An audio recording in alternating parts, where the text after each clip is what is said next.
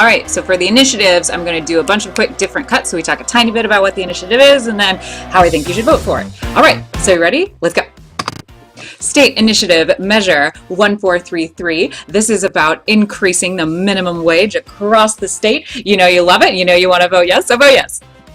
Initiative number 1464. This regards a public financing system and some various new rules regarding lobbyists. I believe that even if it doesn't work, democracy is a beautiful experiment.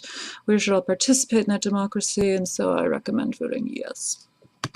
Okay, we're not going to mess around with Initiative 1491. This is about extreme risk protection orders and people who have extreme risk protection orders against them not being allowed to access firearms. This is life-saving for both the people around someone who's having a problem with mental illness or other issues. And this is also about preventing murder-suicides that result from domestic violence. So I absolutely encourage you to vote yes. This is not about taking guns away. We own a gun. Many of my dear friends own guns and use them very responsibly. This isn't about that. This is about preventing someone who is at extreme risk of being a danger to themselves or others from not having access to firearms that allow them to carry out that danger on a massive scale. Vote yes.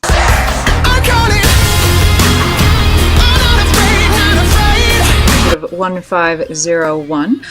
This is about seniors and vulnerable individuals. This is about protecting some of the providers of care for our seniors and having their names not all instantly available for public disclosure. And it also helps prevent some fraud targeted at vulnerable individuals. I know that there are some arguments. For instance, the stranger requested a no vote on this one. I'm not going with the stranger. I'm sure they're crushed. So I recommend yes.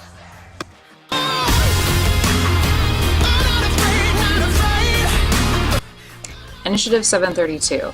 This concerns taxes, but really what it concerns is carbon emission tax on fossil fuels, and also reduces the sales tax by 1 percentage point and also has a low income tax exemption.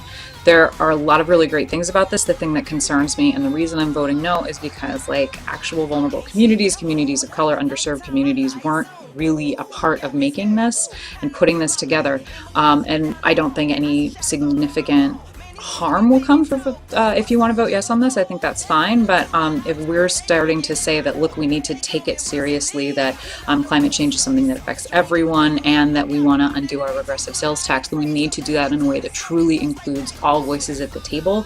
And so I'm personally going to be voting no, but absolutely vote your conscience. I know there are people who are really excited about this, and you're going to do what you're going to do. Thanks.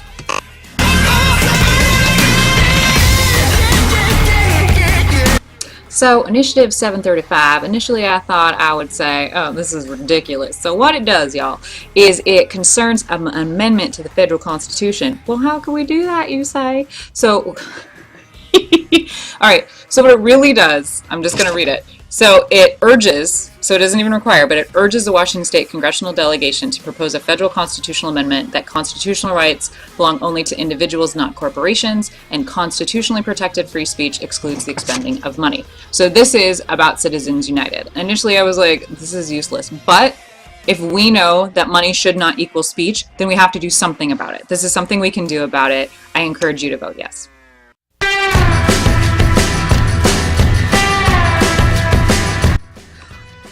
All right, can we just say anything? Anytime you see an advisory vote on any House or Senate bill, it means Tim Eyman had his tiny little Donald Trump-sized hands in there, and that's a holdover from one of his laws that was proven unconstitutional, that anytime the legislature votes on anything that affects your taxes anywhere, which you know is their job, you have to do an advisory vote saying that that it should be maintained or that it should be rejected.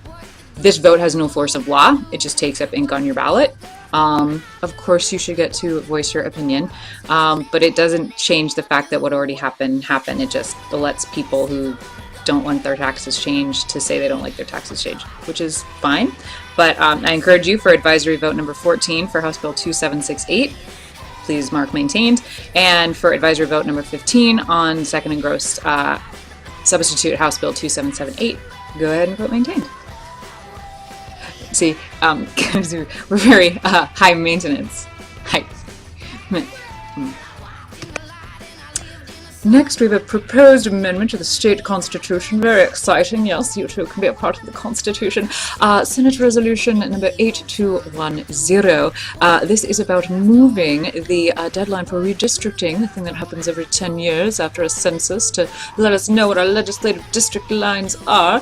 This would move it to November 15th. Of each year, ending in a 1. That's 46 days earlier than currently, and it's nice to get a jump on this. And we have one of the fairest redistricting systems in all of the nation, so anything that improves it, we should be exceptionally proud to do. Vote approved.